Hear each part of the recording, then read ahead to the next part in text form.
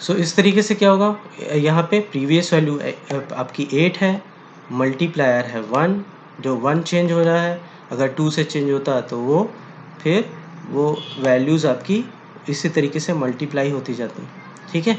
सो ये फाइनली जो होगा, अब क्या होगा, ये जो इनिशियली जो 6, 7 और 8 है वो चेंज होके क्या हो गया है 8, 9 और -2, ठीक है। ये आप मत देखो कि कोई वैल्यू डिक्रीज हो रही है तो दूसरी वैल्यू बढ़ जा रही है, वो आपस में आगे एडजस्ट हो जाएंगे, ओके। सो अब ये हमारे पास वैल्यू है। अभी हमको फिर से देखना है कि R1 का कोफिशिएंट, R1 की वैल्यू ज़्यादा है या R2 की वैल्यू ज़्यादा है या R3 की वैल्यू। फाइनली 8, 9 और 2 हमको मिल रहा है। R2 हमारे पास 9 है, सबसे लार्जेस्ट है, तो R2 वाला जो इक्वेशन रहता है उसमें सबसे बड़ा कोफिशिएंट किसका होता है, y का होता है। इसलिए हम क्या करेंगे, डेल y के थ्रू इसको कंट्रोल करेंगे और रिड्यूस करेंगे। सो ये 9 है, ओके, ये 9 है। अब हम किससे मल्टीप्लाई करें, इसके ऑपरेशन टेबल को हम किससे मल्टीप्लाई करें कि 9 रिड्यूस हो जाए। सो ऑपरेशन टेबल जो है डेल वाई का वो बताता है हमको 2 - 10 और 1।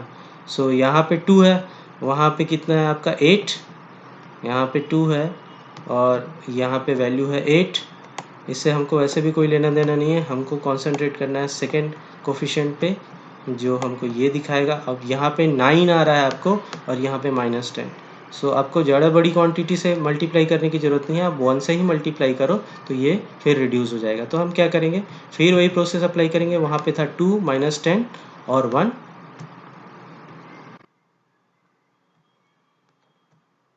ओके। यहाँ पे आपके पास है 2 - 10 और 1, इन सब को मल्टीप्लाई करना है। 2 को 1 से मल्टीप्लाई करेंगे, डेल वाई कितना आएगा 2 इंटू 1 2 और प्रीवियस वैल्यू में आप ऐड कर दो 8, that is equals to 10, okay. यहाँ पे आप -10 को 1 से मल्टीप्लाई करोगे, कितना आएगा -10 आएगा और 9 में आप ऐड कर दो, ओके, कितना आएगा -1 आ जाएगा, राइट। उसके बाद लास्ट में जो डिजिट बचा हुआ है वो क्या है 1 है। 1 को आप क्या करोगे 1 से मल्टीप्लाई करोगे और प्रीवियस वैल्यू इसमें -2 में ऐड कर दोगे तो कितना हो जाएगा -2 + 1 that is equals to -1, okay. So finally अब क्या हुआ, थर्ड इक्वेशन के बाद ये आपका रिजल्ट आ गया 10 -1 एंड 1। अभी हमको ये देखना है कि किसका कोफिशिएंट सबसे लार्ज है। तो ऑब्वियसली जो R1 है, R1 की वैल्यू सबसे लार्ज है, R1 को हम कंट्रोल कर सकते हैं x के थ्रू। इसलिए हम क्या करेंगे, हम x में चेंज करेंगे। x में कितने का चेंज करेंगे 1 का। 1 का क्यों, यहाँ आप देखो, यहाँ पे जो वैल्यूज दी हुई हैं 10 -1 एंड -1, ओके। और अगर आप ऑपरेशन टेबल देखोगे यहाँ पे जब हम x को चेंज करते हैं तो वैल्यूज़ क्या दिखाती हैं -10, 1 और 1, तो एग्जैक्टली अपोजिट है। तो कुछ नहीं करना है, डेल x में आप क्या करोगे, यहाँ पे आप कर दो 1 कर दो, वहाँ पे था -10, 1 और 1, सो -10 को आप 1 से मल्टीप्लाई करोगे -10 हो जाएगा वो। सो इसमें जब आप ऐड करोगे करंट वैल्यू में 10 -10 इज इक्वल्स टू 0, वहाँ पे 1 था ऑपरेशन टेबल में, 1 इंटू 1 ये +1 होगा, -1 प्रीवियस वैल्यू के साथ आप ऐड करोगे तो वो हो जाएगा आपका 0। वैसे ही वहाँ पे भी आपका क्या है, लास्ट वैल्यू क्या थी, लास्ट वैल्यू भी 1 है, ओके। यहाँ पे 1 दिखा रहा है, इसको आप डेल एक्स के साथ मल्टीप्लाई करोगे तो 1 इंटू 1 ये आपका आ जाएगा 1, ओके। 1 इंटू 1 1 आ जाएगा और इसमें आप ऐड करोगे -1 में तो ये हो जाएगा 0। सो आप देख रहे हो R1 की वैल्यू भी 0 हो गई, R2 की वैल्यू भी 0 हो गई और R3 की वैल्यू भी 0 हो गई, राइट। सो ये तीनों 0 हो गया, तो वही हमारा एम था। तो यहाँ पे एक छोटा सा मिस्टेक हुआ है, ये जो वैल्यू है वो C3 नहीं है, ये C2 है, A2 B2 and C2, okay. उसको थोड़ा सा रेक्टिफाई करना है, इक्वेशन के फॉर्म में इसलिए दिया है ताकि थोड़ा आपको हेल्प हो जाए, याद रहे कि क्या इक्वेशन हम कर रहे हैं। कुछ नहीं करना है, जो ऑपरेशन टेबल से जो आपको वैल्यूज़ मिलती हैं del X del Y del Z के करस्पॉन्डिंग, उसको आप इन मल्टीप्लायर से मल्टीप्लाई करिए और R1 और R2 R3 के जो प्रीवियस वैल्यू है उनमें आपको ऐड करना है बस, ठीक है। फाइनली अभी ये प्रॉब्लम थोड़ा छोटा प्रॉब्लम है इसलिए 3 ही स्टेप में सॉल्व हो गया। इसमें और भी प्रॉब्लम्स हैं जिसमें काफ़ी सारे स्टेप लगेंगे। तो हमको फाइनल रिजल्ट कैसे बनाना है, एक्स वाई और जेड की वैल्यू क्या होगी, यहाँ पे इस पर्टिकुलर कॉलम में जितने भी डेल जेड होंगे उन सब का समेशन होगा आपका जेड की वैल्यू। और इस पर्टिकुलर इक्वेशन इस कॉलम में जितने भी डेल वाई होंगे उन सब का समेशन होगा वाई। इन पूरे कॉलम में जितने भी डेल एक्स होंगे उसका समेशन होगा आपका एक्स। सपोज यहाँ पे एक और डेल जेड आ जाता तो टोटल डेल जेड कितना होता, यहाँ पे एक डेल जेड 1 है, यहाँ पे एक डेल जेड और 1 होता तो ये हो जाता 2, तो जेड की वैल्यू हो जाती 2। ठीक है, यहाँ पे सब एक एक बार आया हुआ है और सबकी वैल्यू 1 है, इसलिए x आपका फाइनल 1 है, y आपका फाइनल 1 है और z आपका फाइनल 1 है। इसको जब आप इक्वेशन में पुटअप करोगे सो ये जो इक्वेशन होगा वो सेटिस्फाई होगा और यही आपका फाइनल आंसर।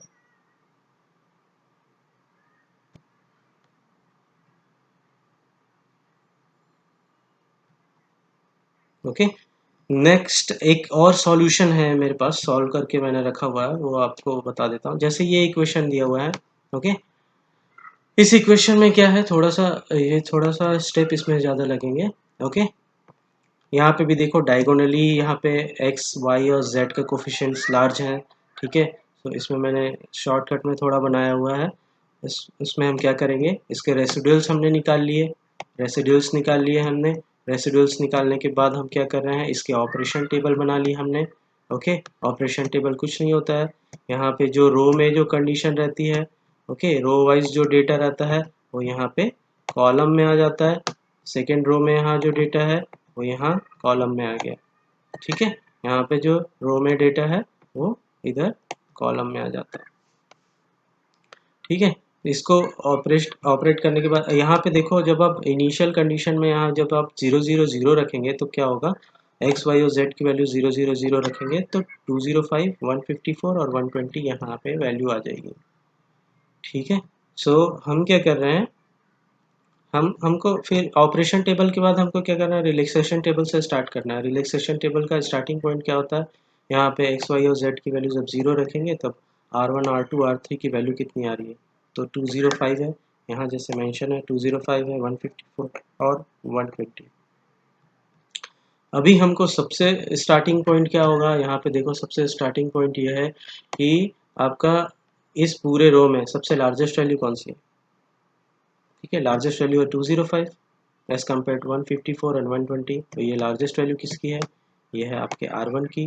तो R1 कैसे कंट्रोल होता है, R1 होता है आपके X से कंट्रोल होता है। नाउ अब हम क्या करें, X से कंट्रोल होता है ये हमको पता चल गया। नाउ हम डेल एक्स का कॉलम देखते हैं, ऑपरेशन टेबल में डेल एक्स का कॉलम देखते हैं। डेल एक्स का कॉलम हम देखते हैं, ये है उसका, सॉरी डेल एक्स का हम रो देखते हैं, वो दिखाता है कि -10 2 and 2। सो एक्स को एक यूनिट से चेंज करने पे जो R1 है वो -10 से चेंज हो जाता है, तो वहाँ पे कितनी वैल्यू है, वहाँ पे है 205। सो उसको हमको रिड्यूस करने के लिए कितने बार एक्स को चेंज करना पड़ेगा, कितनी बार चेंज करना पड़ेगा, 20, राइट। अगर आप एक बार एक्स को चेंज करते हो तो वो -10 हो जाता है, दो बार आप एक्स को चेंज करेंगे 2 यूनिट से तो डेल ऑफ R1 कितना होगा, -20, 3 के लिए -30, 4 के लिए -40। इस तरीके से आप क्या करोगे, 20 टाइम्स अगर चेंज करोगे तो वो हो जाएगा -200। सो इसीलिए हम क्या करें, इस पर्टिकुलर रो को हम मल्टीप्लाई करेंगे, जैसे प्रीवियस क्वेश्चन में del X del Y del Z की वैल्यू 111 से काम चल जा रहा था, यहाँ पे नहीं चलेगा। तो आप क्या करोगे, यहाँ पे आप करोगे use del X is equal to 20, तो वहाँ पे क्या था आपका -10 2 and 2, तो -10 को आप 20 से मल्टीप्लाई करोगे कितना आएगा, -200, और इसमें ऐड कर दो 205 -200 तो बचेगा कितना, 5। ठीक है, वैसे ही आपका जो नेक्स्ट वैल्यू क्या थी 2, 2 को आप इसमें मल्टीप्लाई करोगे 20 में कितना आएगा 40, 40 को आप इसमें ऐड करोगे कितना आएगा 194। ओके, अब 194 आ गया। फिर नेक्स्ट वैल्यू क्या थी उसी रो में, डेल एक्स के रो में 2 था। ओके, 2 था उसमें, तो आप क्या करोगे, फिर इससे मल्टीप्लाई करोगे तो कितना आएगा 40, तो यहाँ पे 40 को जब आप इसमें ऐड करोगे तो 160 आ जाएगा। अभी फिर से वही काम करना है, इसमें आपको लार्जेस्ट देखना है, लार्जेस्ट कौन सा है, R2 की वैल्यू लार्जेस्ट है, R2 की वैल्यू लार्जेस्ट है तो वो y से कंट्रोल होगी, तो यहाँ पे इसलिए डेल y हमने लिखा हुआ। मल्टीप्लायर -10 है, यहाँ 190 है। ठीक है, तो इसलिए हम क्या करेंगे 19 यहाँ पे हम यूज़ करेंगे। इस तरीके से